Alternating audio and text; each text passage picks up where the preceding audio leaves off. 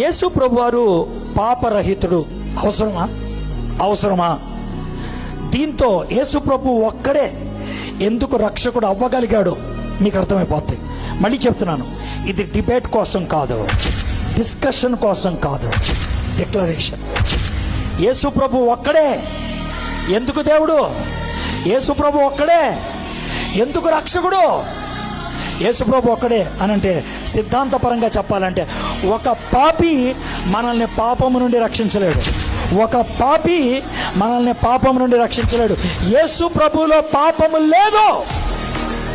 పాపము లేకుండా పుట్టాడు, పాపము చేయకుండా జీవించాడు. ఆయనలో పాపము లేదు, ఆయన పాపము చెయ్యలేదు. యేసయ్య ఈ లోకంలోకి ఎందుకు వచ్చావంటే నీకోసం చచ్చిపోవడానికి వచ్చాను అన్నాడు. నా కోసం నువ్వు ఎందుకు చచ్చిపోవాలి? నేను చచ్చిపోతే నువ్వు చచ్చిపోతావు, నీ చావు నాకు ఇష్టం లేదు, అందుకే నేను చచ్చిపోవడానికి వచ్చాను. నువ్వు చచ్చిపోతే ఏమవుతుంది?